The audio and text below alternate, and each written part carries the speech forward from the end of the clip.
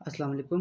मेरा नाम अब्दुल्ला नासिर है और आज की video second year optometry students के लिए एग्जामिनेशन पॉइंट ऑफ व्यू से इंपॉर्टेंट गाइडलाइंस के ऊपर बेस करेगी इंशाल्लाह। सेकंड ईयर के स्टूडेंट्स जब सेकंड ईयर के अंदर एंटर होते हैं, फर्स्ट ईयर का पेपर्स पास करके जब वो आते हैं, तो वो क्योंकि एमसीक्यूज पेपर्स पास करके आते हैं, तो उनको लगता है कि जिस अंदाज से फर्स्ट ईयर में पढ़ाई हुई थी उसी अंदाज से सेकंड ईयर में करके वो लोग अच्छे मार्क्स सिक्योर कर सकते हैं, और इसी धोखे के अंदर उनकी सप्लीज आ जाती हैं या मार्क्स अच्छे नहीं आ पाते। तो सबसे पहले एक बात समझना ज़रूरी है कि इस साल आपके एमसीक्यूज़ भी होंगे और एससीक्यूज़ भी होंगे। एमसीक्यूज़ के लिए जो टॉपिक्स हैं उनको एमसीक्यूज़ जितनी इंपॉर्टेंस देनी है, एससीक्यूज़ के जो टॉपिक्स हैं उनको उस हिसाब से तैयार करना है जिस हिसाब से एससीक्यूज़ को तैयार किया जाता है। असल में कुछ अरसे से एससीक्यूज़ से दूर हो चुके होते हैं। एफएससी के बाद एंट्री टेस्ट पे वो टाइम लगाते हैं, फिर फर्स्ट ईयर में एमसीक्यूज़ ही होते हैं सारे। तो जब सेकंड ईयर में एससीक्यूज़ की बारी आती है तो काफ़ी मुश्किल होती है, जिसके अंदर बहुत बाज़ स्टूडेंट्स बहुत ज़्यादा लिखाते हैं, बाज़ स्टूडेंट्स बहुत ज़्यादा टू द पॉइंट लिखाते हैं और यूएचएस को जो चीज़ रिक्वायर्ड होती है वो उस तरह से प्रोवाइड नहीं कर पाते हैं। तो इस बात का ख़ास ख्याल रखना है कि कौन सा टॉपिक एमसीक्यूज़ के लिहाज से आप कर रहे हो और कौन सा टॉपिक आप एससीक्यूज़ के लिहाज से कर रहे हो। सबसे पहले आप लोगों ने सिलेबस ओरिएंटेड रह के पढ़ना है।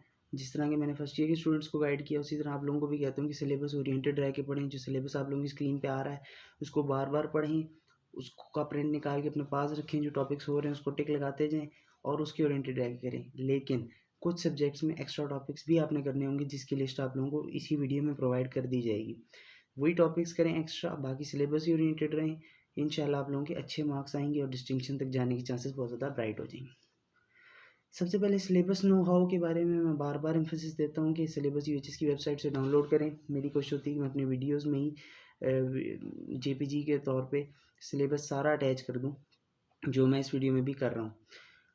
बेसिक नो हाउ ये है कि आप लोगों के सेकेंड ईयर में 9 सब्जेक्ट्स होते हैं, 4 पेपर होते हैं और 800 नंबर होते हैं। हर पेपर जो होता है वो 200 मार्क्स में डिवाइड होता है और हर पेपर के अंदर 2 सब्जेक्ट्स होते हैं सिवाय एक पेपर जिसके अंदर 3 सब्जेक्ट्स आपके कवर होते हैं। आपका जो पेपर नंबर 1 है वो एनाटमी एंड फिजियोलॉजी ऑफ आई के ऊपर बेस करता है, जिसमें 100 मार्क्स की थ्योरी है और 100 मार्क्स के वाइवा एंड ऑस्पी हैं। ये एक नई चीज़ है जो फर्स्ट ईयर वालों की नहीं थी, आपकी हुआ करेगी कि 45 और 45 मार्क्स 90 मार्क्स का आप लोगों का थ्योरी का पेपर होगा, 45 मार्क्स और 45 मार्क्स की वाइवा और ऑस्पी होगी और 10 मार्क्स इंटरनल असेसमेंट के आप लोगों के होंगे। इस तरह आपके 200 मार्क्स का आप लोगों का ये पेपर पूरा बनेगा। पेपर 1 जो है वो एनाटमी एंड फिजियोलॉजी का है। Paper number 2 physiological and visual optics का है। Paper number 3 physical geometrical and instrumental का है और paper number 4 low vision and orthotics का है। ये 4 आप लोगों के पेपर्स होंगे, 800 मार्क्स में ये डिवाइड हुए हैं। सबसे पहले हम स्टेप बाय स्टेप देख लेते हैं कि हमने कौन से सब्जेक्ट के लिए कौन सी बुक पढ़नी, और फिर मैं कुछ इंपॉर्टेंट और एक्स्ट्रा टॉपिक्स के बारे में बताऊंगा और ये वीडियो इंशाल्लाह इस तरह कंक्लूड होगी। फिजियोलॉजिकल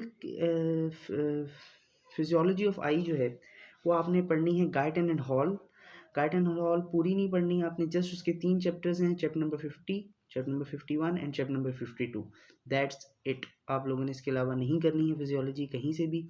हाँ, बाद लोग मुश्ताक फिजियोलॉजी से कुछ चैप्टर्स आप लोगों को करने को कहेंगे, आप उसको रीड कर सकते हैं, लेकिन अगर आप गाइटन के ये 3 चैप्टर कर लेते हैं that is sufficient for your physiology paper. आप लोगों का मैक्सिमम पोर्शन उसमें से कवर हो जाता है। गाइटन का चैप्टर 50, 51 एंड 52 वेरी इंपॉर्टेंट, और उसकी डायग्राम्स एक भी डायग्राम नहीं छोड़नी, क्योंकि एक्वस ह्यूमर वगैरह इस तरह की डायग्राम्स जो गाइटन में दी हुई हैं वो एज इट इज़ पेपर में आ जाती हैं। एनाटमी के लिए आप लोग या तो स्नेल्स एनाटमी पढ़ सकते हैं। स्नेल्स एनाटमी बहुत ज़्यादा एक्सटेंसिव है और उसको रिवाइज़ करना ऑलमोस्ट इम्पॉसिबल है। बहुत ज़्यादा कंफ्यूज हो जाते हैं बच्चे इसके एंड में, और ख़ास तौर पे इस वक्त जब जनवरी शुरू होने वाला है और पेपर्स बहुत ज़्यादा करीब हैं, तो मैं आप लोगों को कम्प्लीटली ये बात सजेस्ट करूँगा कि आप लोग मेरे एनाटमी के नोट्स पढ़ें, जो कि इंशाल्लाह जल्द अपलोड हो जाएंगे वेबसाइट पे। जो चाहता है कि उसको अभी मिल जाए उसको वो इस नंबर पर रब्ता कर सकता है, उसको इस नंबर पे PDF भी भेज दिया जाएगा। एनाटमी के मेरे डिटेल्ड नोट्स हैं, पिक्टोग्राफिक नोट्स हैं, पिक्चर्स भी इसमें अटैच्ड हैं। जो चीज़ यूएचएस में डिमांड है जिस चीज़ की वही लिखे गए हैं, एक्स्ट्रा टॉपिक से बचा गया है, पॉइंट्स बना के लिखा गया है ताकि अच्छे से आप उन नोट्स को मेमोराइज़ कर लेंगे। तो मैं आपको मेक श्योर करता हूँ कि इन नोट्स से बड़े बच्चों की एनाटमी में डिस्टिंक्शन भी आई है। तो ये आपका पेपर नंबर 1 कंप्लीट हो गया, physiology and anatomy of the I. Second paper है आपका फिजियोलॉजिकल एंड विजुअल ऑप्टिक्स, इसके लिए हम यूजुअली एक एक खुराना कंसल्ट करते हैं। एक एक खुराना का चैप्टर नंबर कुछ चैप्टर्स हैं जो आपने करने हैं। अच्छा, इसके अंदर ये है कि जो आपका पेपर नंबर 2 और पेपर नंबर 3 है उसमें टोटल 5 सब्जेक्ट कवर हो रहे हैं। जैसे कि मैंने आपको बताया कि पेपर नंबर 2 में फिजियोलॉजिकल एंड विजुअल 2 सब्जेक्ट आ गए। पेपर नंबर 3 के अंदर फिजिकल, जियोमेट्रिकल एंड इंस्ट्रूमेंटल, ये टोटल 5 सब्जेक्ट्स हैं जो आपके 2 पेपर्स में कवर होंगे। और इनके कोर्स बहुत ज़्यादा इंटरमिंगल करता है, तो आप अगर पेपर नंबर 2 तैयार करेंगे तो आप पेपर नंबर 3 का आपका बहुत बड़ा पोर्शन तैयार हो चुका होगा ऑलरेडी, तो चीज़ें रिपीट होंगी जिसकी से अच्छा याद हो जाएगा। तो इसमें इतना परेशान होने की ज़रूरत नहीं कि हमारे 9 सब्जेक्ट्स हैं, ऐसी बात नहीं। 12 सब्जेक्ट सिर्फ एक चैप्टर पे कंसिस्ट करेंगे और इंशाल्लाह अच्छे से जल्दी से तैयार हो जाएगा, कोई फिक्र की बात नहीं। अब मैं हर सब्जेक्ट का इंडिविजुअल बता रहा हूँ कि आपने कौन कौन से सब्जेक्ट्स करने। याद रहे कि जो जो चीज़ें आप एक एक खुराना से पढ़ेंगे वो आप एल्किंटन से दोबारा रिवाइज़ करेंगे। एल्किंटन एक छोटी बुक है जिसके अंदर प्रिसाइज चीज़ें लिखी हुई हैं। पूरी एल्किंटन नहीं पढ़नी, सिर्फ एल्किंटन से ख़ास लिमिटेड टॉपिक्स जो सिलेबस में हैं उनको एक बार देख लेना है, क्योंकि एल्किंटन में बाज़ चीज़ें ऐसी हैं, बाज़ वैल्यूज़ ऐसी हैं जो पेपर में आ जाती हैं, वो आपने वहाँ से कर लेनी है। उन्हीं टॉपिक से एसोसिएटेड जो टॉपिक्स आप खुराना से पढ़ रहे हो वही टॉपिक आपने एल्किंटन से पढ़ना है। एल्किंटन में आपको एक आधी चीज़ नहीं मिल जाएगी, वो आपने मेमोराइज कर लेनी है।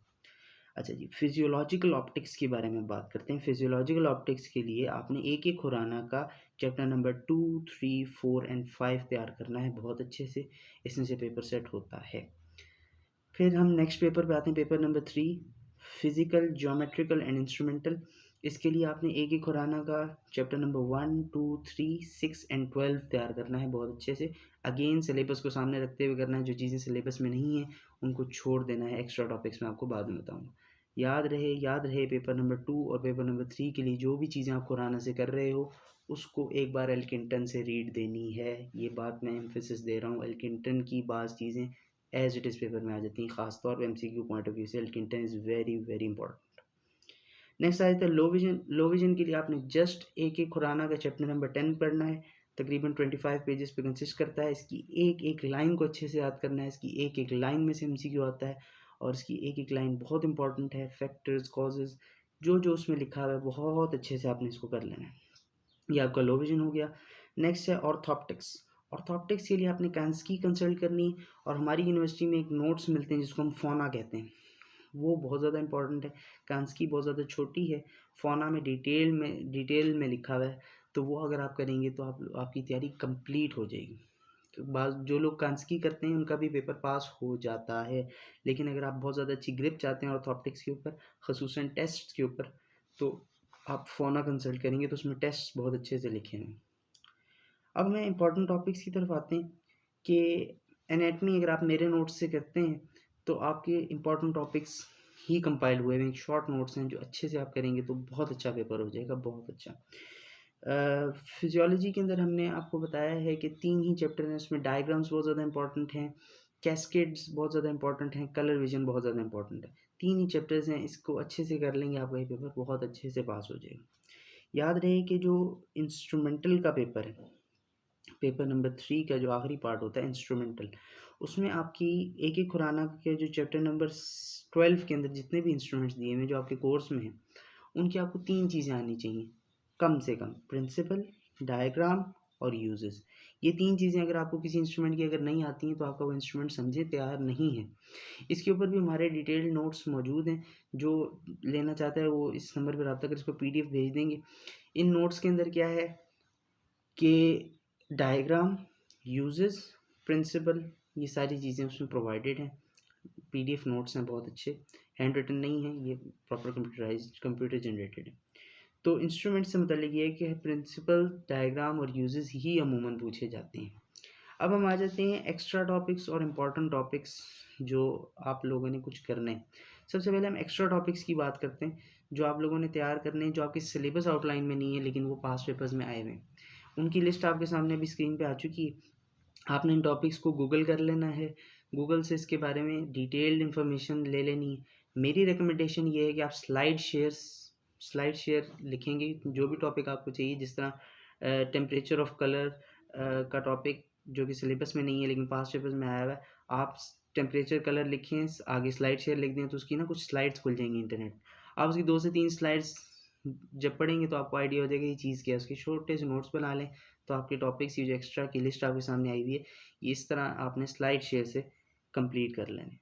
अब हम आते हैं इंपॉर्टेंट टॉपिक्स के ऊपर। इंपॉर्टेंट टॉपिक्स की लिस्ट मैं आपके सामने रख रहा हूँ कि ये टॉपिक्स बहुत ज़्यादा इंपॉर्टेंट हैं। स्फेरिकल इक्विवेलेंट यूजुअली बच्चे इसको कवर नहीं कर पाते हैं क्योंकि ये सिलेबस आउटलाइन में पर्टिकुलरली मेंशन नहीं है, लेकिन ये बहुत इंपॉर्टेंट है। आज से 2 साल पहले इसके ऊपर 7 नंबर का पेपर आया था, यानी कि 2 MCQs और 5 नंबर का एक बाकायदा लॉन्ग क्वेश्चन इसमें से आया हुआ था।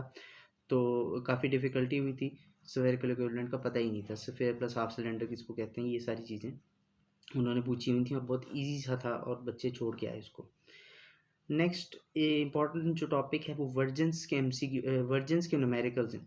वर्जन्स के न्यूमेरिकल पेपर में लाजमी आएंगे, पेपर में ना आए तो वाइवा ऑस्पी में लाजमी पूछे जाते हैं। ऑस्पी इसके न्यूमेरिकल के बगैर नहीं बन सकती है। इसके न्यूमेरिकल्स जिसने समझने वो मेरी यूट्यूब की वीडियो देख सकता है। मैंने डिटेल में 15 से 20 न्यूमेरिकल्स की प्रैक्टिस करवाई हुई है कि किसको किस तरह सॉल्व करना है। 15 से 20 न्यूमेरिकल्स मैंने करवाए हैं ताकि एक एक चीज़ क्लियर हो जाए। जितनी मैं इसमें प्रैक्टिस करवा सकता था मैंने करवाई है। 15 से 16 मिनट की वीडियो है, उसको डिटेल में देखें, आपको बहुत अच्छे से इंशाल्लाह समझ आ जाएगा। नेक्स्ट जो इंपॉर्टेंट चीज़ है वो रेटिनोस्कोपी के क्रॉसेस हैं कि पावर क्रॉस को न्यूट्रलाइजेशन क्रॉस में किस तरह कन्वर्ट करते हैं, न्यूट्रलाइजेशन क्रॉस को पावर क्रॉस में किस तरह कन्वर्ट करते हैं। ये चीज़ वाइवा ऑस्पी के लिए बहुत ज़्यादा इंपॉर्टेंट है। नेक्स्ट इंपॉर्टेंट चीज़ जो है वो चैप्टर नंबर 1 ऑफ एक खुराना में है। स्कीमेटिक आई, रिड्यूस्ड आई और गोल्ड स्ट्रैंड्स आई, इन तीन की as it is diagram 5-5 number की पेपर में आई हुई है और इंशाल्लाह इस साल भी आएगी।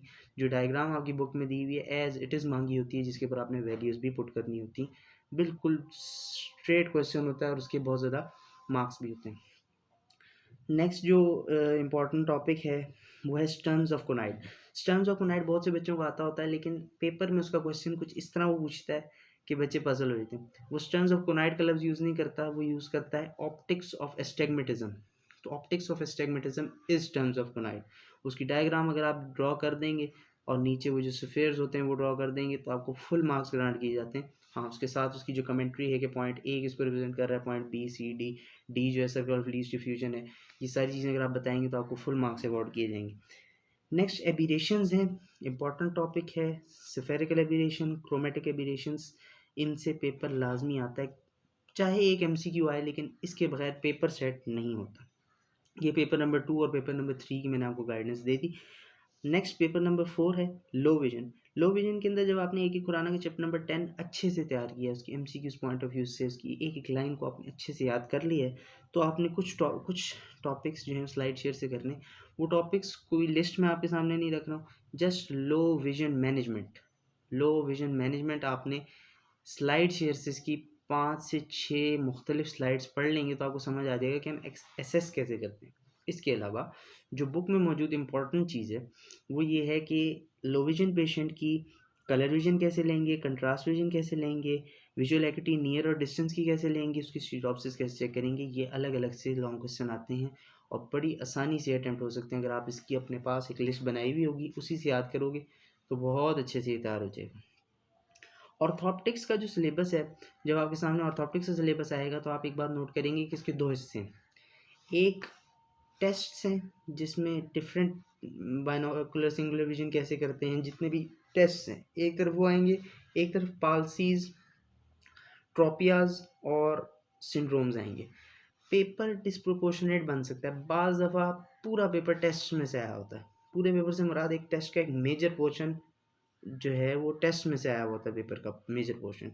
बाज़ मेजर पोर्शन पाल्सीज एंड सिंड्रोम्स में से आया होता है, तो इसके अंदर आप सिलेक्टिव स्टडी नहीं कर सकते हैं। आपने टेस्ट भी अच्छे से करने हैं, आपने पाल्सीज और सिंड्रोम्स भी अच्छे से करने हैं, आपने ट्रॉपियस भी अच्छे से करने हैं। डुएन सिंड्रोम और ब्राउन सिंड्रोम जो है बहुत ज़्यादा इंपॉर्टेंट है। पाल्सीज में आपको पता है 3rd नर्व, 4th नर्व और 6th नर्व पाल्सी जो है वेरी वेरी इंपॉर्टेंट है, उसको मैं रिकमेंड करूँगा कि आप फोना से तैयार करें। पाल्सीज बहुत अच्छी डिटेल में उसमें दी गई हैं। बाकी ईज़ोट्रोपी और एक्सोट्रोपी क्लासिफिकेशन कैंसकी में भी अच्छी है, लेकिन जितनी अच्छी फोना में उतनी अच्छी नहीं है। आप उसकी डिटेल वहीं से करें, क्योंकि बाज़ आप 5 नंबर का क्वेश्चन क्लासिफिकेशन पे आता है और कैंसकी की क्लासिफिकेशन 5 नंबर को जस्टिफाई नहीं कर पाती। ये थी सेकेंड ईयर की मुकम्मल गाइडलाइन। किसी को किसी किस्म का कोई क्वेश्चन हो तो मुझसे इस नंबर पर रब्ता भी कर सकता है। हमारा इवॉल्व आई केयर का जो फेसबुक पेज है उस पे हमें इनबॉक्स करके भी आप पूछ सकते हैं। हाफिज़ सीरीज़ वालों से भी आप रब्ता कर सकते हैं कि वो हमसे आपका रब्ता करवा दें और आपकी किसी किस्म की भी क्यूरी है तो हम वो आपकी दूर कर दें। अस्सलाम वालेकुम।